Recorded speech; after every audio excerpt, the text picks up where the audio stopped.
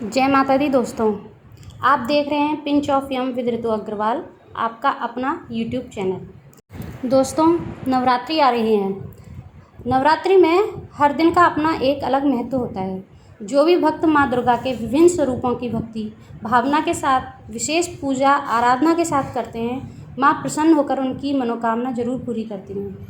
आज इस वीडियो में मैं आपको 9 दिन के माँ के विभिन्न स्वरूपों को आपको क्या क्या भोग लगाना चाहिए जिससे माता रानी जल्दी प्रसन्न हो और आपकी मनोकामना पूरी करें, वो बताऊंगी।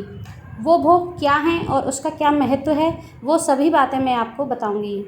तो दोस्तों, आइए देखते हैं माता के विभिन्न भोग। पहला भोग हम माता शैलपुत्री को चढ़ाते हैं, क्योंकि पहला दिन जो होता है वो माता शैलपुत्री का होता है। तो उनको हम गाय का घी अर्पित करते हैं। गाय का घी अर्पित करने से ये कहा जाता है कि हमें माता आरोग्य रखती हैं, हमारे स्वास्थ्य संबंधी सारी परेशानियों को दूर करती हैं।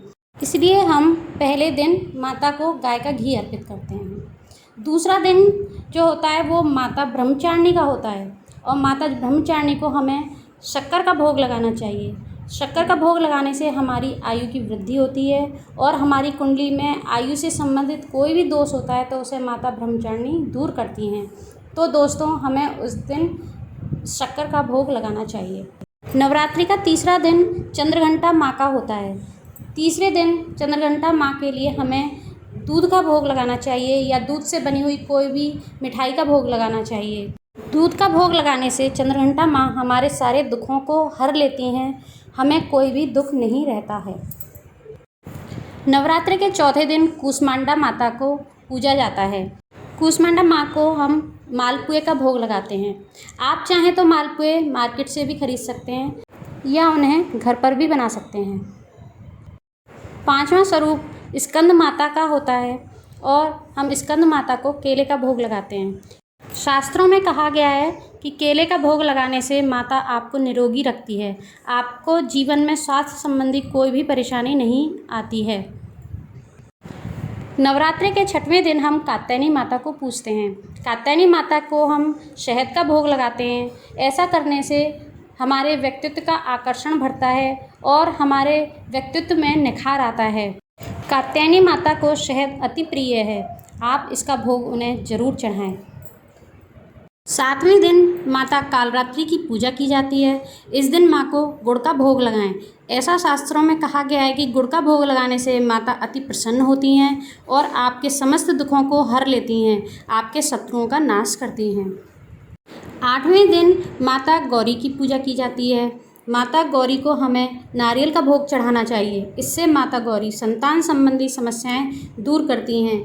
यदि हमारे संतान नहीं है, या हमारी संतान को कोई परेशानी है, कोई स्वास्थ्य संबंधी परेशानी है, तो माता गौरी हमारी समस्त परेशानियां दूर करती हैं, हमारी संतान को सुखी करती हैं।